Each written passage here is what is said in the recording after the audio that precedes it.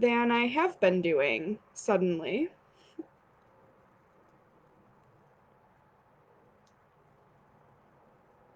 And my video is not showing up for some reason.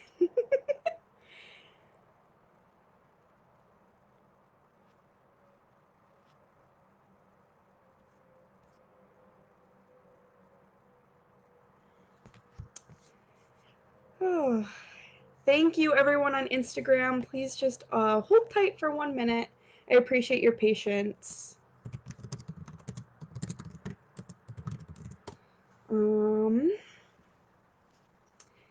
It does say I have 2 viewers, but I cannot see myself. Hi, Facebook. If you can see me, do you mind just letting me know in the comments section?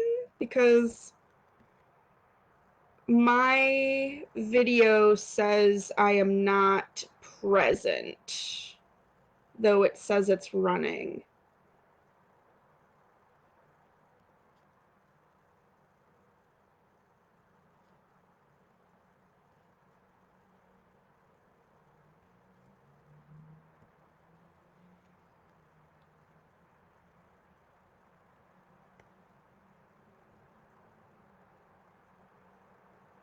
Oh, okay, good. Thank you. So Facebook, you can see and hear me. I appreciate it. So, um, it looks like I may not have the Facebook video for the recording, but I am recording on Instagram, so that will be available afterward instead. So it'll be vertical. But thank you so much for letting me know, and for those who have texted me, thank you so much. I appreciate it. So, um, just to get started, I wanted to first and foremost set the intention for this space, that it will be one of open conversation with open hearts and open minds. That everybody who tunes in is open to hearing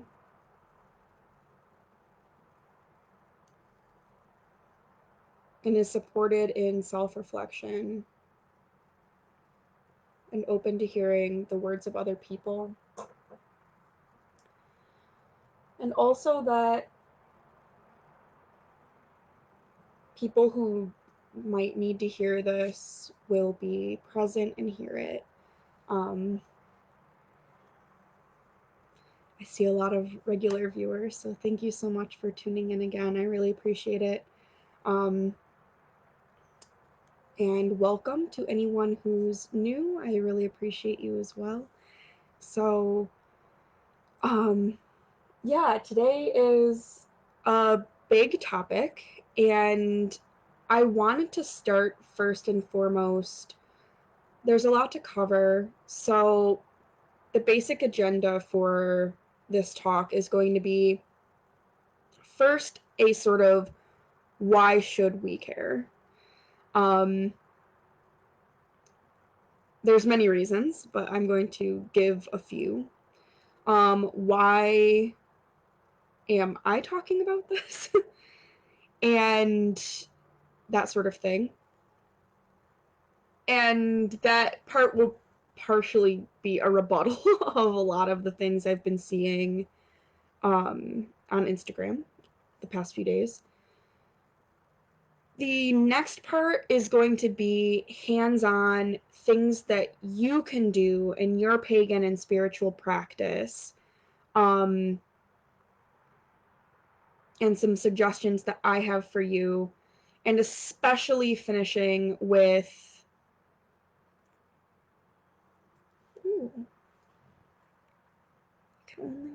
oh, okay.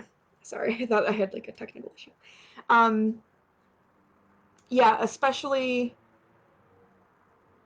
I forgot what I was saying. Sorry. I'm going to give some resources and especially some accounts to follow because I'll say in a minute, especially. And then finally, I wanted to conclude with a small, really like 5 minutes tops, just a meditation, um, and a calling in of some energies for the collective. So, first and foremost, I really want to acknowledge the space that I'm taking up in this moment and on this live. Um, I strongly believe that we need to be listening to people of color on this topic. Um, Yet, one of the things that I've noticed is that a lot of people aren't following those voices. They're not seeing them, etc. And so I do not want my voice to be the only voice you hear on this. I really do not want you to just see another white witch talking about this. So it is my hope to amplify the things that I have seen and heard from other people. And then at the end of this, I want to give you a lot of accounts that you can follow so that you can firsthand um, see other perspectives than whitewashed spirituality or white witchcraft, okay? Um, because it's extremely important. Black folks, indigenous folks, many communities of color have been talking about this for a very, very long time. And white folks, we have not been listening. So I didn't invent anything that I am about to talk about. These are things that I have heard and seen and been told over the past couple of years that I've been practicing, and I'd like to pass it on to you. So, in general, just to start out, there's this question of like, why are we talking about this? The reason in general why I decided to use my live this morning to talk about this topic is because I have been seeing a lot of other witchcraft, pagan, spiritual accounts being told to stay in their lanes, to stop talking about this, stop getting political. I followed this account for X, Y, and Z, not to hear politics, that sort of thing. Um, there's a lot wrong with that, first and foremost, which I'll get into. And I would also like to say I'm not getting that feedback because let's be real, like my account is not big enough yet for people to come on and troll. But I do think that we need as many spiritual accounts as possible speaking up on this and not staying in the lane that people want to box paganism into. So, first and foremost, paganism and witchcraft is already political. It has been, always. There has not been a single moment when it wasn't. Um, so know your history, witches. Pagans and magical practitioners have been persecuted for thousands of years, have experienced oppression. To carry the title witch means to know that history. And so today, if we are not actively working as pagans and witches to dismantle the oppression that currently plagues every system and murders Black and brown folks, then A, we don't deserve that title of witch. B, we don't deserve that magic.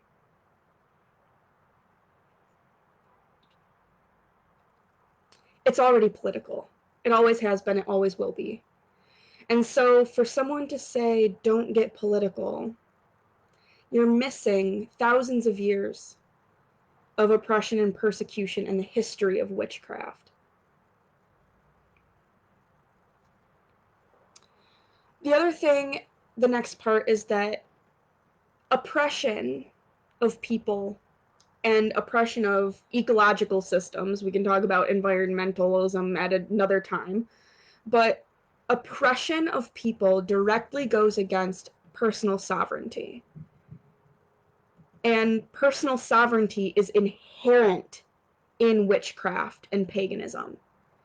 This idea at its very foundational core that we are in control of our bodies, of ourselves, of our practice, of our relationships with this earth, with each other, with our ancestors, and with ourselves. That is sovereignty. And when people are oppressed, that sovereignty is destroyed.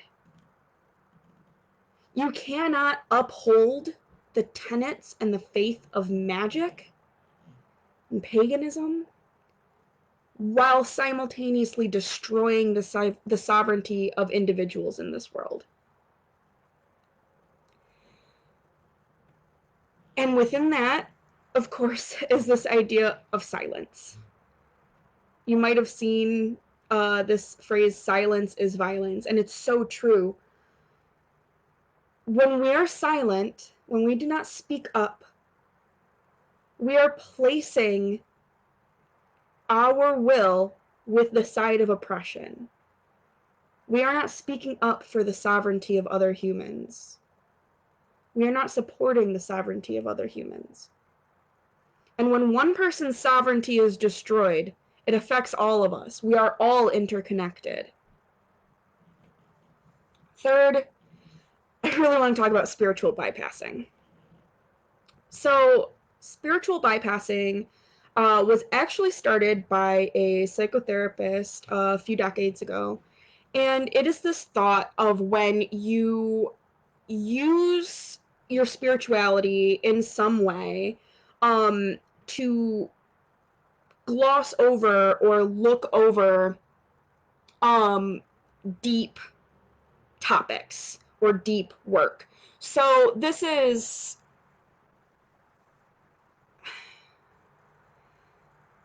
different, and it looks different in different faiths, but it is present in various faiths. Like, for example, I think a lot of us are familiar with, in Christianity, this idea of thoughts and prayers, right, without solid action. That is an example of Christian spiritual bypassing. But in the witchcraft and pagan community, this often looks like empty love and light. This looks like good vibes only, positive vibes only, or this sort of seeking positivity above anything else. And this might ruffle some feathers, but this also looks like empaths using the word empath, or the feeling of being an empath, as not doing actual emotion regulation work, or not actually working through or taking accountability for their own emotions, and not putting up boundaries between their own emotions and the emotions of others. I've seen that a whole hell of a lot from empaths. That's spiritual bypassing. When you use a spiritual concept to avoid doing the deep work, to avoid confronting trauma or things that are messy, okay? When we engage in spiritual bypassing, first and foremost, it hurts yourself. You're not healing. You're not working through things. So in my daily work, I'm in psychology, developmental psychology, and I specifically work in trauma. I just got my master's 3 weeks ago, and my focus is on trauma, and especially intergenerational trauma, as well as healing and grief, all of those sorts of things. There are so many studies that back up that when it comes to grief, when it comes to trauma, when it comes to difficulties, you do not heal unless you work through them actively. You might have heard that phrase, like, the only way out is through. You can't just love and light problems away. Now, of course, there is a balance. Like, you have to work against negative cognitions. I have anxiety. I have CPTSD. I understand this. My mind is oftentimes my own worst critic. I get in my head. But there's a difference between taming the negative cognitions, taming your mind, which can sometimes scream some of the worst things at you. There's a difference between that and bypassing, okay? Bypassing is just brushing the whole thing off, and that's unhealthy. So it hurts you, it hurts your relationships because you do not learn to communicate through them. You do not develop the empathy needed to work through them. You don't develop the interpersonal skills and the emotional regulation and co-regulation that's needed for healthy, functioning relationships.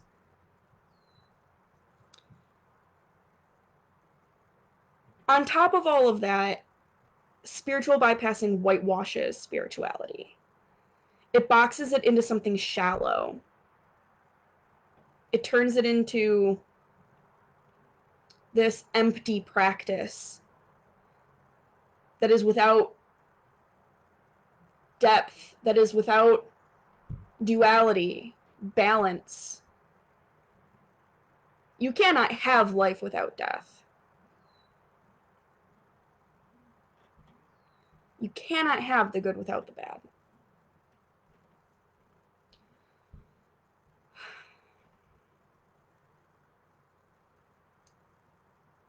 Finally, as far as why should you care, I've already touched on this, but I want to say first and foremost as well that it's okay if you've never heard this before.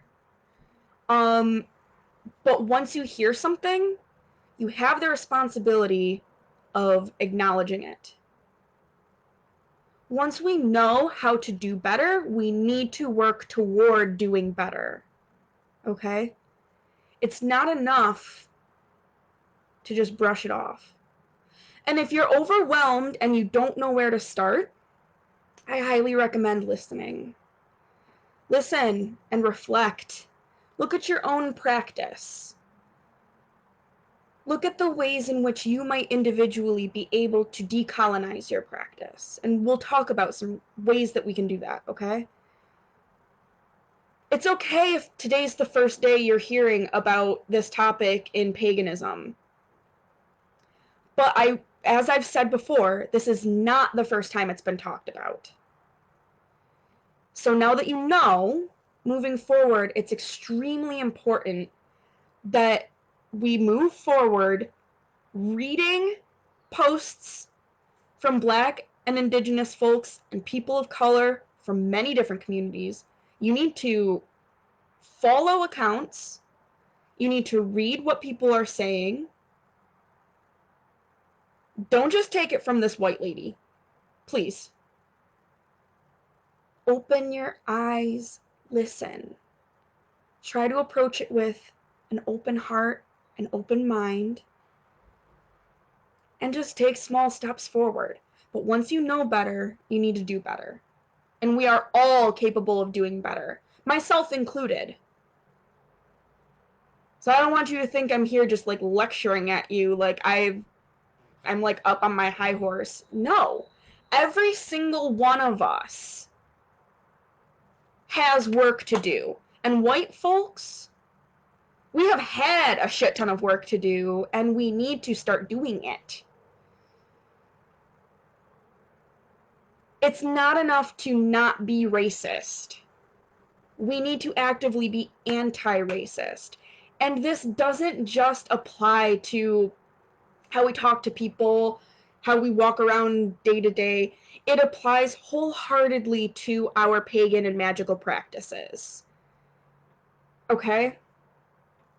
So, it is political. Everything we are doing is political. When people say they don't want to get involved in politics, what that really means is that they have the privilege of not getting involved in having a say in this topic of the oppression and murder of people. So if you find yourself getting defensive, we all have been there. Like, we all get defensive time to time. But take a look at it, okay?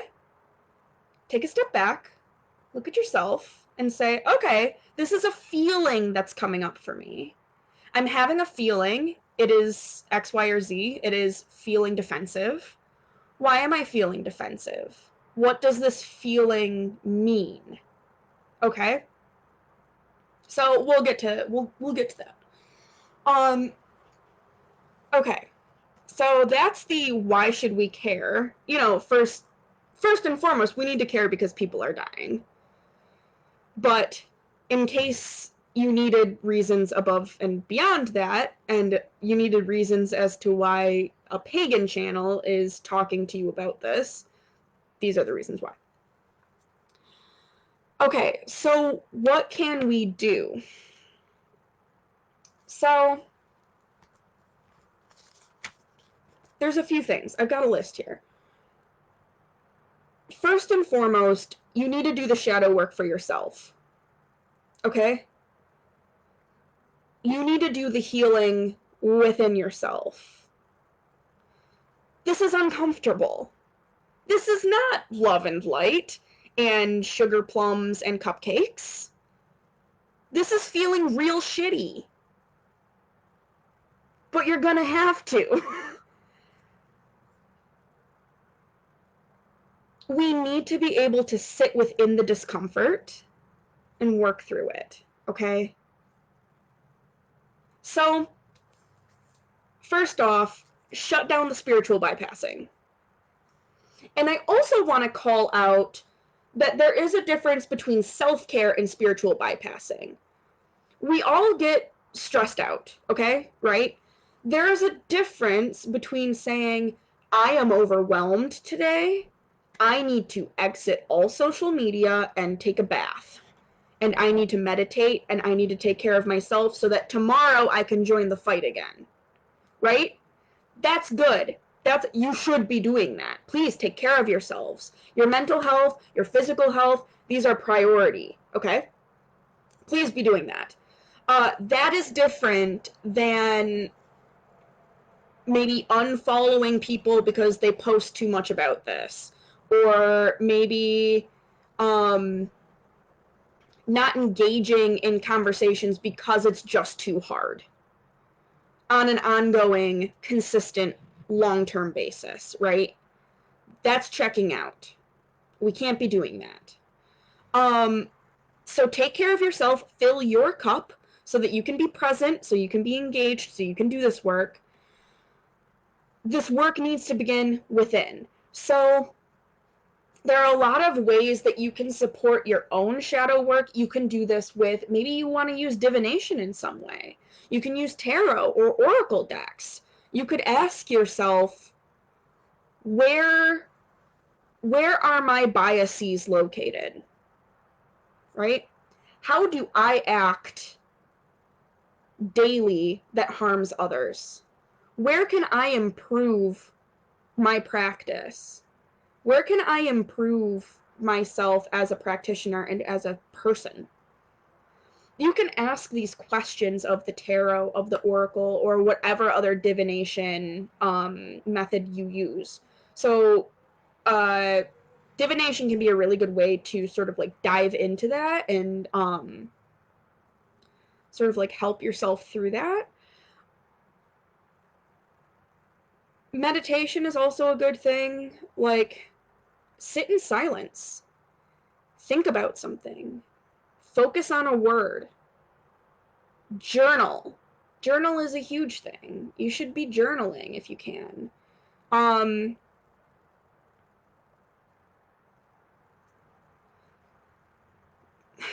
think about yourself. Where are you not showing up? What are the things you have learned from your family that probably need to stop?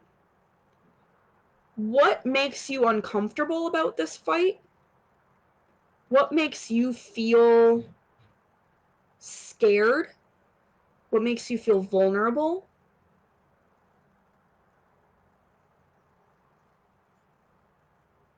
Journal on all those things. Do the self-introspection. And importantly, when emotions come up for you, explore them. Okay? That's shadow work. It's not all love and light. These are things that are really important for your growth as a human being as well as a magical practitioner.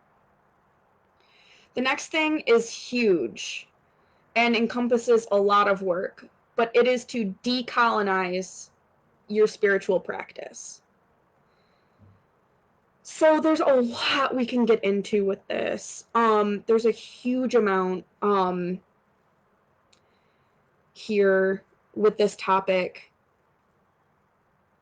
I'm going to give a few suggestions first and foremost that you can start with. The first would be to learn consent culture within paganism and magic, okay? We need to learn consent. For too long, people have just been taking, feeling entitled to things within paganism and magic. We're not entitled to any of it. You might have heard me talk about this before. I've talked about this a few times, but like it needs to be said as often as possible. First and foremost, stop taking from other cultures to which you don't belong. This has been said so many times, especially from like indigenous North American cultures, have said this so many times. Like, please stop stealing practices. There's a difference between cultural appropriation and appreciation. You are not entitled to it. Learn consent culture. If you ask if you can have something and you receive a no, it's a no. That's the end of the sentence. That's the end of the conversation. And paganism and the pagan community, just saying, not to get off on that whole tangent, but we've been struggling with the consent thing all around. And that needs to change in general. So when it comes to practices, be extremely mindful of what you're taking and how. There needs to be an equal energy exchange. I'm not saying you can never use things from another culture, but you need to be invited, and you need to give something in return. Don't just show up at the barbecue to people you don't know, grab a plate, and steal the hot dogs. Now, if you're invited and you bring a dish to share and you are offered the hot dogs in return and you take a couple, not more than you need, then sure, enjoy your hot dogs. I'm sorry, that was a stupid analogy, but you get it. Don't just take. You're not entitled, okay? This attitude of being entitled to take from other practices, that is a colonizer mindset. It needs to be broken, okay? So within that, even from your own heritage culture, white folks, I am speaking to you as a person who practices Irish American paganism. I am not entitled to Irish culture. I don't live in Ireland. I wasn't raised there. I have been extremely fortunate enough that my family still has some traditions that they have passed on to me from my Irish ancestors a couple generations back. But, like, that's not the same thing. It's not. If you practice, even from your heritage culture, you need to be making sure that you are giving an equal exchange, at least to the best of your ability of what you can give. You need to be, to those ancestors, you need to be making offerings, you need to be engaging with them, you need to be giving to them more than you're taking, and to people here today, you need to be paying content creators from those cultures. You need to be boosting their resources and content and voices wherever possible, especially over, like, for example, using this other, like, non-Irish folks in America, I would boost Irish resources before American practitioners, for example. So you need to be putting in the work. Oh, language is a huge thing. Um, Actually investing your time, your energy, and your money wherever you can to give back to that culture. Okay? Just because you have someone who was in a culture generations back doesn't mean that you're entitled to just take it. Okay? You have to do the work. You have to put in the work. And I can promise you, when you put in that work, your practice is going to be deeper. It's going to be better. It's going to be richer. Think about that friend who, like, I actually don't have any friends like this. I have in the past.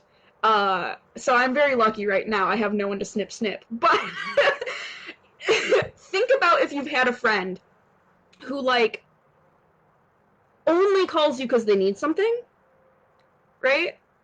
And after a while you're like, oh my god, so and so's calling. I just can't even deal with them. I have nothing more to give you. You're just taking. I'm drained. Don't be that person in your practice, right? Nobody likes that person. Don't be that person, okay? You can feel the difference energetically between a friend who's like that and a friend who, like, you help each other, right? You're there when they have a problem. They're there when you have a problem. Sometimes you have that problem on the same day. And you're like, listen, I am in no place to help, but I see you. Can we, like, cry and get a Slurpee together? You know? You can feel the difference between that and the friend who's just gimme. Reminds me of, if you've seen Parks and Rec, like Lisa Saperstein, where she's like, money. Like, don't be money. Don't be that, right? It's obnoxious. It's hilarious, but obnoxious. Um, Sustainable and ethical shopping. If you are buying products, make sure that they're ethically sourced. Make sure that, for example, so this comes up all the time with, I think the biggest example I can think of is, like, buying sage, right? So, on this topic of, like, appropriation, let's talk about smudging real quick. Smudging itself is a specific indigenous Native American practice, okay? It is ceremonial in nature. It has been passed down through generations. That is a specific practice. It is different than just, like, if you burn some sage. It uses a specific type of sage, and it is a traditional indigenous practice. You can just burn sage. Like, you can burn herbs and stuff, right? I'm not saying you can't. Um, I this is another one of those things where, like, burning herbs has been around in many, many, many cultures around the world. Like, this is some cedar that I collected from our property up north, and I made little bundles. It's gonna get all over my bed, but whatever, it's fine. If you just, I mean, like, we know that this practice exists in many different cultures. This is fine. This isn't smudging. Oh, oh, burning ash just fell on my bed. I'm gonna put this over here. Smells delicious. Differentiate what you're doing from a specific practice. Don't just take that specific practice. If you do want to burn sage, grow your own. Um, do not buy mass produced white sage from, there's so many fucking capitalist corporations who are out here who are like Sephora, like putting together like witchy bundles because it's on trend right now. Uh, don't buy from them. If you are going to buy white sage, first and foremost, be careful because in some regions it's becoming overharvested because of the increase in purchase through witchcraft and paganism. But if you do buy it, buy from native sources. Put your money directly into the pockets of people who grow it. Harvest it ethically. Grow it on your own. Oh my gosh. It is, like, I can tell you the beauty of burning something that you have a connection to when it's given consent to be used in a magical purpose is so potent and powerful, and it's such a beautiful connection. I'm gonna go off on a tangent, so I'm stopping myself, but put your money where your mouth is. Be conscious of where you're purchasing your goods from. There are so many, I know a lot of us are drawn to buy crystals and different herbs for burning. That's okay. You can buy those things. But ecologically, don't buy more than you need, okay? Buy only what you need because we don't want to overharvest stuff.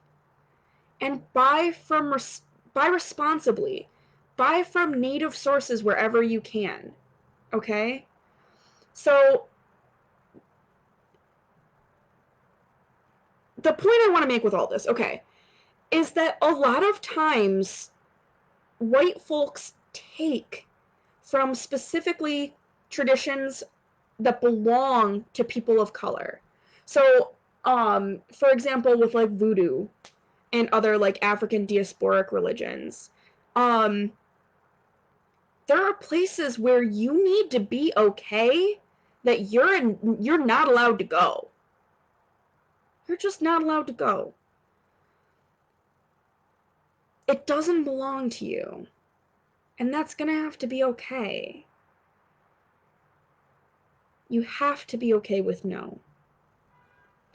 But so many of these traditions have been for years vilified, driven out of communities. People have been killed over them, and still they have persisted. The resilience of communities of color and their religions and their spiritual and magical practices is astounding. So stop with the taking, with the persecution. You cannot take something like that. So I really, really ethical adulting. Yeah, ethical adulting. I love that. Yeah, you need to be okay with no in all things, right? At a different time, we can talk all about body consent culture and paganism. That's been a whole thing. But yeah, be okay with no. So I literally could devote an entire live talk just to cultural appropriation versus appreciation, and decolonizing your individual spiritual practices. Um, but I do have more to talk about, and there's like 20 minutes left, so I want to make sure I get to it. Um, There is someone I wanted to mention, somebody who I follow, who is a really important teacher of mine, Laura O'Brien. They run the Irish Pagan School. They actually have a course on the Irish Pagan School called Decolonizing Your. It's either practice. I should have checked on this. It's like decolonizing your pagan practice or your druid practice. But it's something along those lines, and it's from a native Irish indigenous practitioner, Laura O'Brien. That's who I learn most of my stuff from. Uh, they came out with that course, and it's really fantastic. So if you are looking for more, they're over at the Irish Pagan School, okay? And they have a whole course on decolonizing your practice. Um, and if you want more on this, just let me know. I can do an entire other live about this. I did a live on cultural appropriation, I think a month and a half, 2 months ago, but it was before I had the Facebook, and I didn't quite have as much traffic yet, and I was not yet recording. So now I am recording these to be viewed later, which I hope helps with visibility. So the next thing I wanted to talk about on this, as far as what can you do,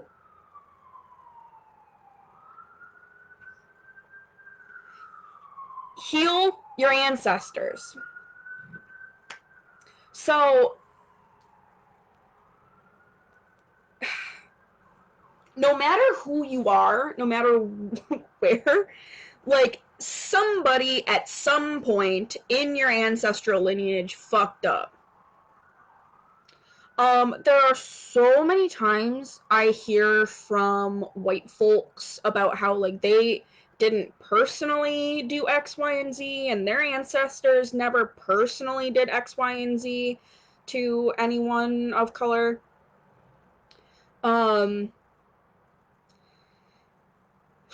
there's a whole lot to unpack there. We cannot be like, you need to take accountability, right? But at some point in your ancestral history, somebody did something bad. Somebody did something racist. I can say that with like a 99.9% probability. None of us are immune to this, okay? So, in general, ancestral medicine is a huge part of my practice. I really suggest that you look into it. I would suggest looking into, a lot of my info comes from Daniel Foor, Foor. He has a really good book called Ancestral Medicine. And he also runs a Facebook and an Instagram, Dr. Daniel Foor, Ancestral Medicine, Ancestral Healing. He has really good insights and information. But think of it as a river, okay? There's this river. You are at the end of the river. You are downstream, and upstream, or so you're going to drink from the water, right? And it's like, it's rancid, and you're like, ugh, how do I clean this water? This is gross. What you don't realize is that upstream, somebody dumped some trash, and there is decomposing trash that is poisoning your stream, right? Ancestral healing, ancestral medicine, is hiking your way upstream and taking out the trash, okay? And so all that way downstream, you're cleaning up that water so that it's healthier, so that it's less toxic. We need to be simultaneously honoring our ancestors who have done good, elevating them, calling on their guidance, right? Calling on their guidance to help us work better through this and do better. And we also need to be healing the ancestors who did bad things. We need to be coming to terms with that. We need to be acknowledging the harm that they did and saying, it stops with me. I'm cleaning up the river. River's getting cleaned up. I am no longer drinking toxic water and feeding toxic water to other people. Okay? So that's a little bit more nebulous, and that is big work. That is not the work of a day. That is something constant and consistent. It's, again, I could do an entire hour-long talk on how to do that. And I'm open to doing that at some point, because it is a huge part of my practice, and I think it's so important. But especially when it comes to cleaning up our own biases, the biases of the people in our families, it's infectious. When you think about that river, think about how many people in your family are drinking from that toxic river. When you clean up that river for everyone, you begin to open hearts, you begin to open minds. You begin to maybe, I don't know, have a real conversation with your racist uncle at the dinner table at Thanksgiving. I've tried, can't get through, right? So when you clean up that river, you open the pathways, you open the doorways to actually create change within your lineage and within your family, okay? Finally, on what we can do personally is do something, okay? So I want to point out that magic is action. We do magic because it is this beautiful, wonderful system of change. We do magic because, and this is me speaking as a chaos witch, the world is probabilistic. And when we do magic, we hope that we are tipping the odds in our favor. We are petitioning. We are saying, I want this thing so badly. I deserve it. Give it to me. I need it. We are petitioning. Magic is action. So what we need to be doing as practitioners, we have this amazing resource. We need to use it. And we need to use it for good, right? We don't want to harm other people. We want to help other people. So what I would really strongly suggest and call us to is a beautiful meeting of mundane action. So you need to be donating, you need to be educating yourself, you need to be doing these things, right? Decolonizing your practice, doing your shadow work, healing your ancestors. You need to be doing the concrete things. You need to be following new Instagrams, which I will give you in a moment. You need to be doing all these concrete things, showing up to protests where possible if you are able to. If you're not, you need to donate. If you don't have the money to donate, you need to be sharing so other people can donate. You need to be doing mundane, real world type concrete actions, right? But you are a beautiful magical practitioner. You have so much power, witch. Use it. Use it to open the doorways. Use it to open hearts, open minds, open the pockets and wallets of people who could be donating.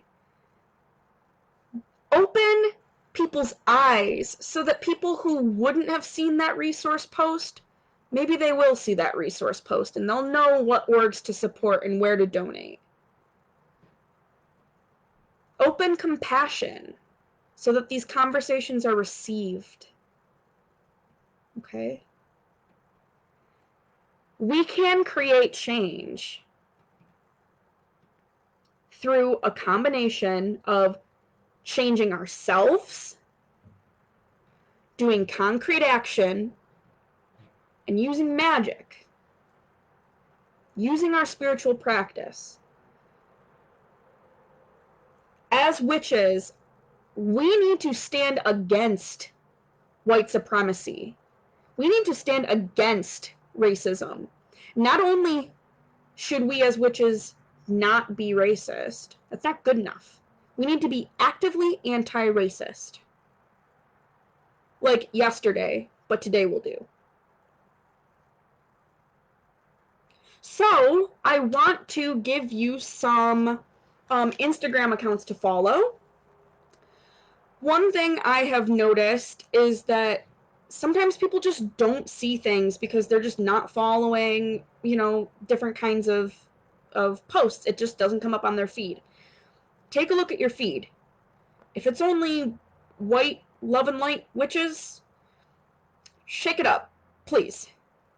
So I want to give you first some Instagram accounts of some predominantly black people who are creating amazing magic and spiritual work. And then there are also some indigenous folks and other people of color in this list as well. And then I will also give you some general activism Instagrams as well that I would recommend following. So, first, someone who's I follow all the time. I really love her. She has given me so much guidance in the past couple years. Is Bahati Life, Jess Alexandria. So that's BEHATILIFE, Bahati Life. She has an Instagram and YouTube. She's amazing. I would recommend following Juliet Diaz, Witches of Atlanta, Queen Co. Her Instagram is queenco_meadows, like a meadow outside. Rooted Bodywork does really amazing bodywork stuff, right? That is run by Carla Gaskins Nathan. Najah Lightfoot, she's amazing, was just interviewed on That Witch Life podcast, which I also recommend. Queen Osset Heru, who also goes by Erica Garnett. So that's Queen AUSET HERU, Osset Heru. Carla Lynn, who on Instagram goes by Marie Lizzo. So Marie and then LIZZEAU. Another amazing practitioner. Lauren Ash, who on Instagram is Hello Lauren Ash. She does really great yoga and spiritual work as well. If you are into herbalism, I would recommend following Herbaceuticals. So they are a black-owned herbal company. So that's HERBACEUTIKALS. There's also Red Templar. I love her account. She just does really awesome work. The L is a 1 on Instagram, so REDTEMP1AR. She also runs an Etsy store called Hellenique, HELLENIQUE. Amazing work. Really just beautiful spell oils, etc. Great stuff. So those are some really amazing practitioners who I would recommend following. And then in general, for activism, especially regarding race and cultural justice, I would recommend following Rachel Cargill, and on Instagram that's Rachel.Cargill. She also runs The Great Unlearn, which I would recommend following. There's India Moore, so INDYAMOORE, India Moore. Andrea Renee, and then on Instagram she has a J after her name, so ANDREA or ANAEJ. Danielle Cope, who goes by Oh Happy Danny, DANI on Instagram. I love her feed. She does really cool stuff. And then as far as collectives go, you can follow the Black Visions Collective or the Indigenous Peoples Movement. Those are two other really good accounts to follow. So, if you need more resources, yes, I can absolutely send a list. Please DM me if you need more resources, if you have anything else you would like to add or ask or anything. Please feel free. I'm available to you. I did want to close with a couple minutes of just some breath work. And I would like to say thank you for showing up. Showing up is the first step. So look, you did it. But really, it takes consistent action, right? Showing up with our open minds, our open hearts every day, wherever possible. So please don't stop with this Instagram video or this Facebook video. Please follow up. I'm cheering for you. This movement is important and needs all of the support it can get. So just let me know if I can do anything of service, okay? So if we could take a deep breath in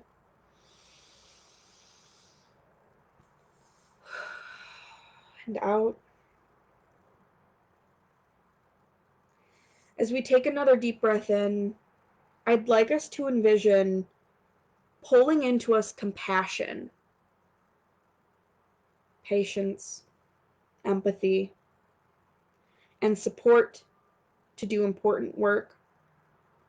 Support for us to decolonize ourselves first as we begin the work to decolonize our practice and call out this shit wherever we see it around ourselves.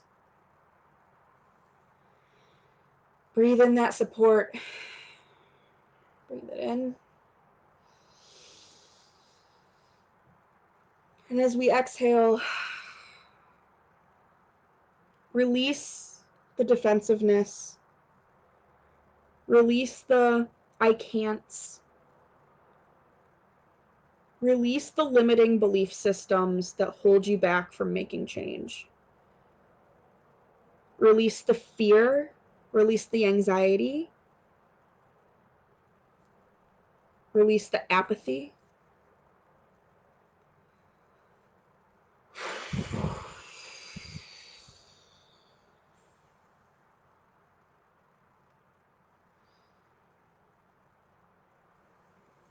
Just another couple calming, cleansing breaths.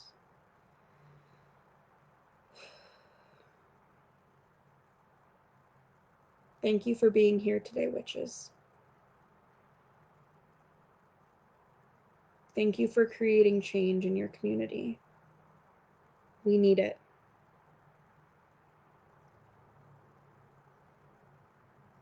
Okay?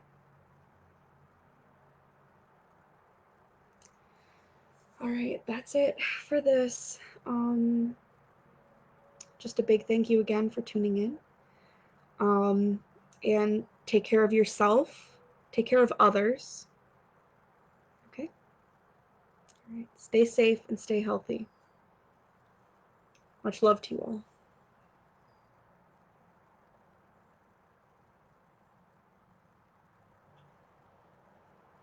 Okay. Thank you. I appreciate it. Thanks.